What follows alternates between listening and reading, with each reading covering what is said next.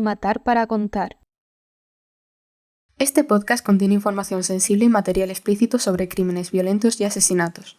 No es apto para todas las edades y se recomienda escuchar bajo discreción. Si te sientes incómodo con este tipo de contenido, por favor, no continúes escuchando. Puedes encontrar toda la bibliografía con la que se ha documentado este episodio en las redes sociales del podcast. Las personas no apreciamos el valor de la rutina hasta que la perdemos. Realizar las mismas actividades día tras día nos aburre y buscamos excusas para romperla, imaginándonos en otros lugares o en otras situaciones. Pero ¿cuánto echamos de menos la rutina cuando todo cambia? Cuando un evento desastroso nos sume en una vorágine de descontrol e incertidumbre. A veces, quien rompe esa rutina es alguien que decide quitar la vida a otra persona. Y a veces, un asesino en serie hace tan bien su trabajo que es difícil reconocer que las víctimas fueron asesinadas. A veces, un asesino en serie está tan cerca de las víctimas que nadie sospecharía de él. Hoy hablamos del caso de los Martínez del Águila.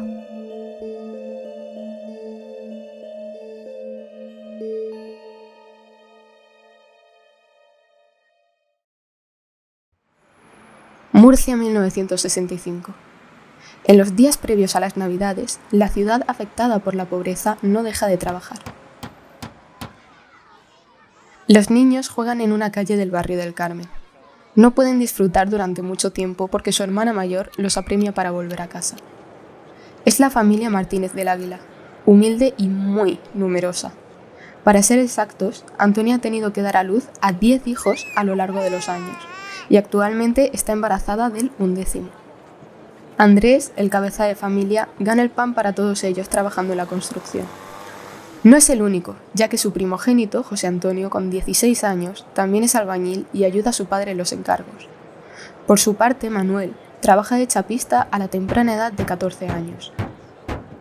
La primera de las niñas, Piedad, se encarga de cuidar del resto de sus hermanos.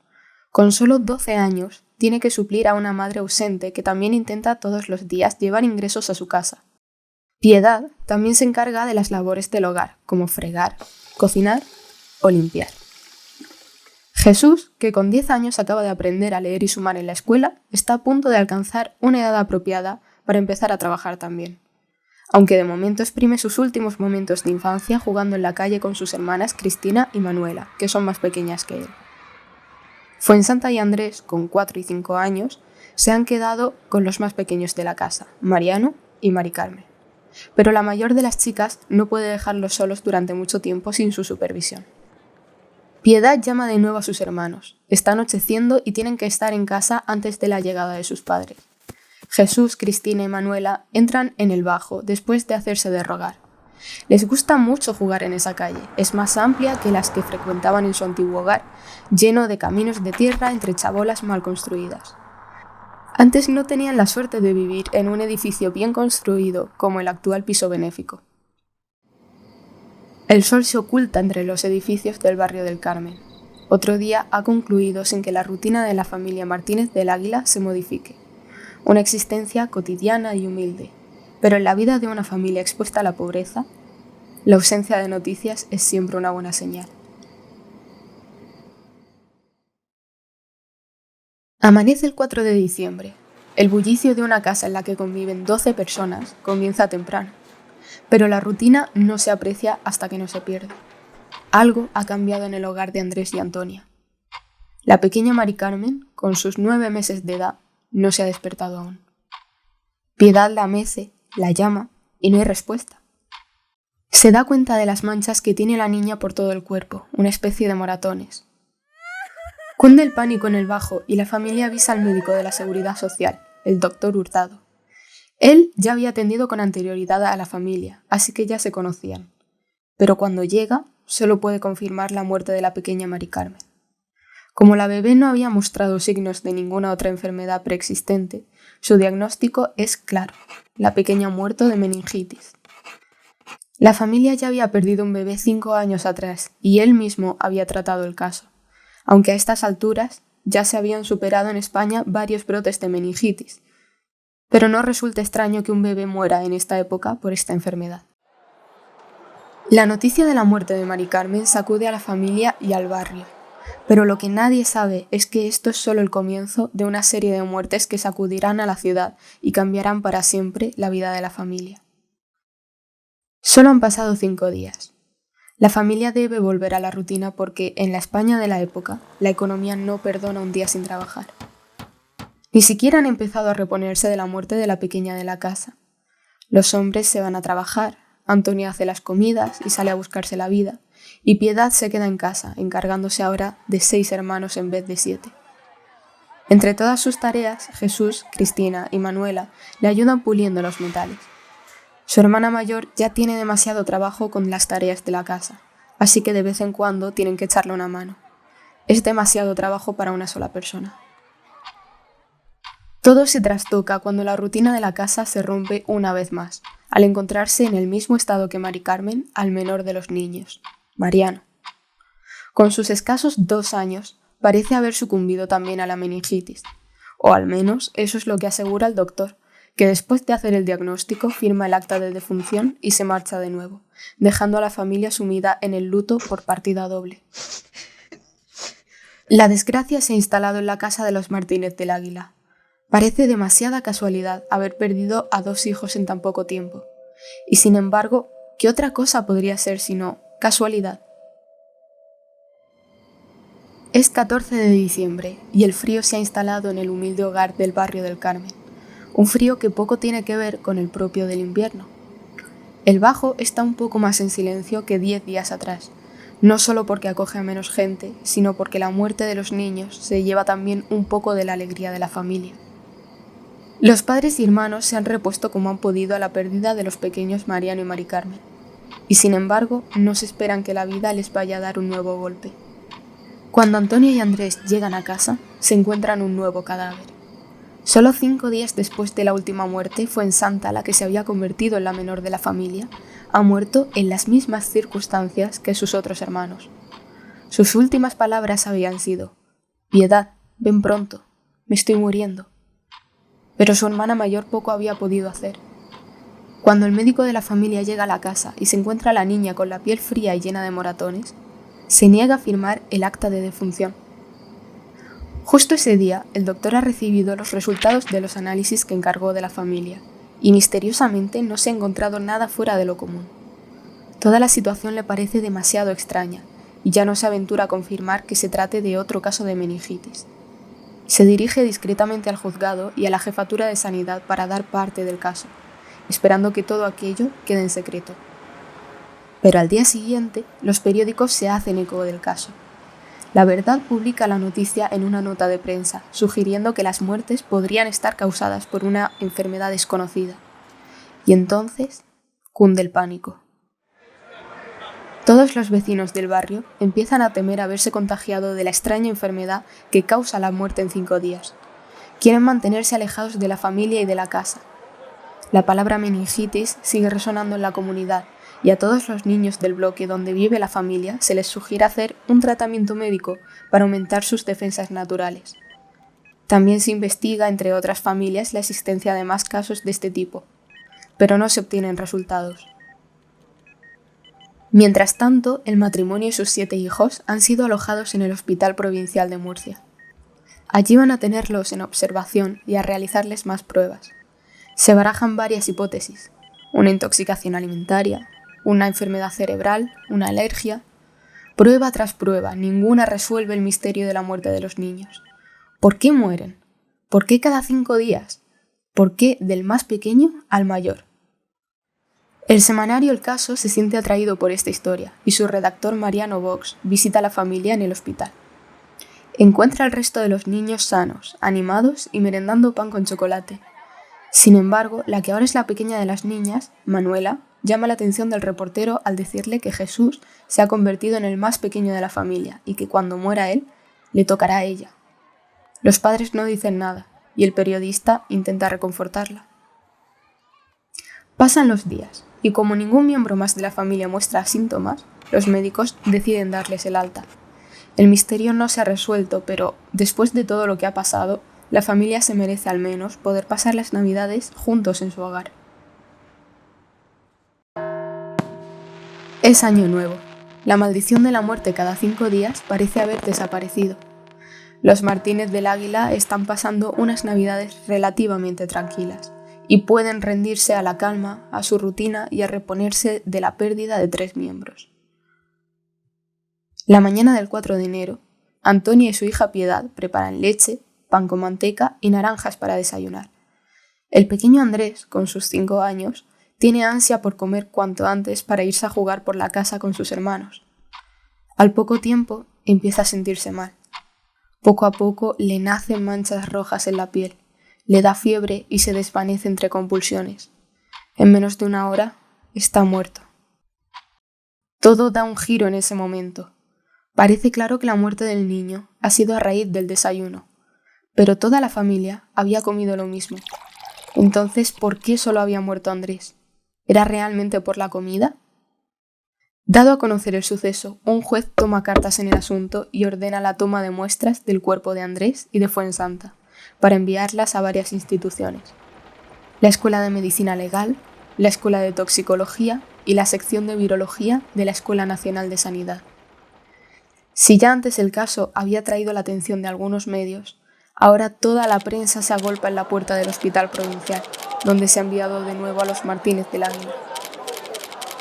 El 13 de enero, un periodista de La Verdad, planteándose, como otros redactores, que las muertes podían ser provocadas, consigue interceptar a Andrés cuando éste sale del hospital, para entregarle unos juguetes que distintos redactores habían comprado para sus hijos y preguntarle por el estado de la familia.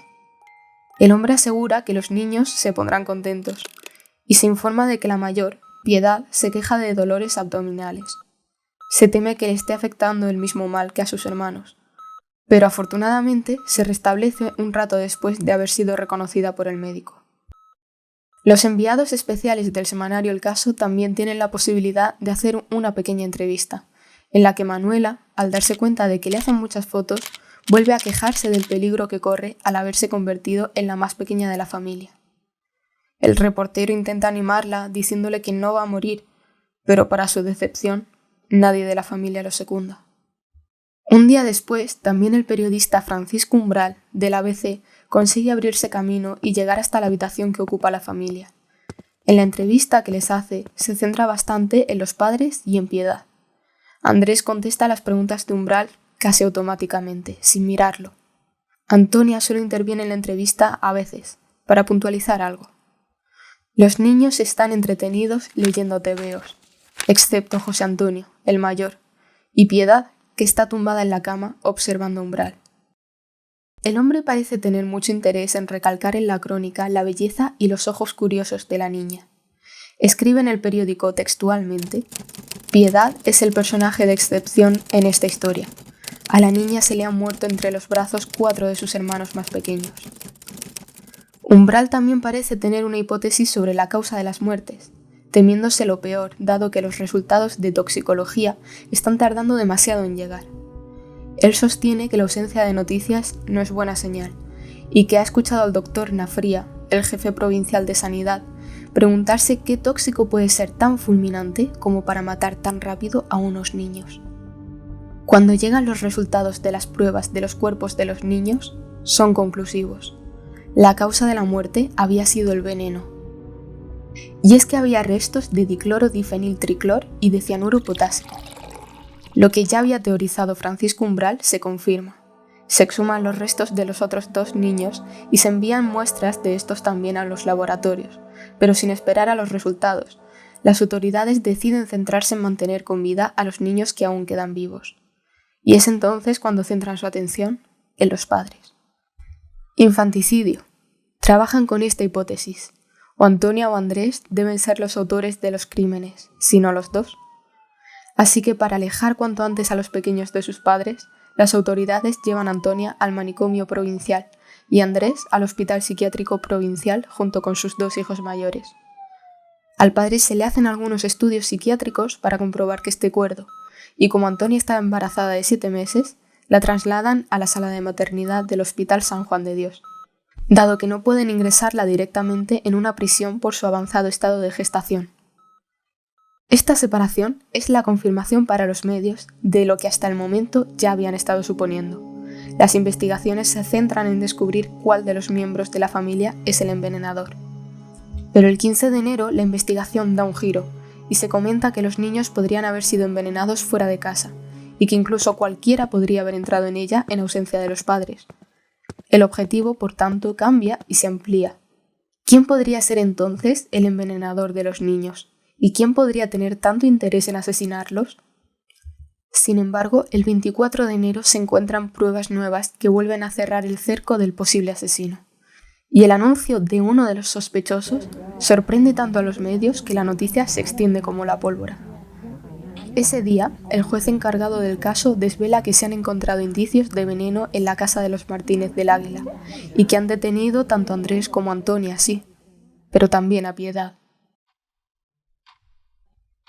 Piedad, la hermana mayor que se ocupaba de todos sus hermanos menores, a la que los niños llamaban justo antes de morir, la que había sido testigo de la agonía de sus 4 hermanos. La niña no ha sido procesada porque es menor de edad, pero queda a cargo del Tribunal de Menores. Al parecer, la policía sospecha de ella porque es la que cuida de los niños, los baña, los viste y los alimenta cuando sus padres no están en casa. Sin embargo, ninguna de las pruebas es concluyente y necesitan que la niña confiese ser la autora de esas muertes. Y para que esto ocurra, y sin que ella se dé cuenta de que se ha convertido en la principal sospechosa del caso, a un inspector se le ocurre una idea. La invita a tomar algo en un bar, con la excusa de hacerle unas preguntas sobre su relación con la familia. El ambiente en ese lugar es informal, lleno de gente pasando el rato y riendo. Con esta situación, Piedad se relaja y contesta sin reticencias las preguntas del inspector. Entonces él pasa a la acción y finge querer introducir una bola de cloruro en el vaso de leche que está bebiendo Piedad. Ella ríe, pensando que se trata de una broma, y después aparta el vaso angustiada. Le avisa de que no haga eso, que le puede hacer mucho daño a alguien. Para el inspector eso es un claro indicio de que la niña conoce los efectos de esa sustancia, así que comienza a hacerle preguntas al respecto. A Piedad no le hace ninguna gracia. El hombre sigue acusándola hasta que ella admite ser la asesina. Fui yo quien mató a los 4. Los 3 primeros por orden de mi madre. Al cuarto lo maté yo sola por mi propio impulso. Piedad explica con todo detalle cómo hacía unas bolas con matarratas y las pastillas que usaba para limpiar los metales de la casa, y cómo las ponía en los vasos de leche de sus hermanos para que murieran.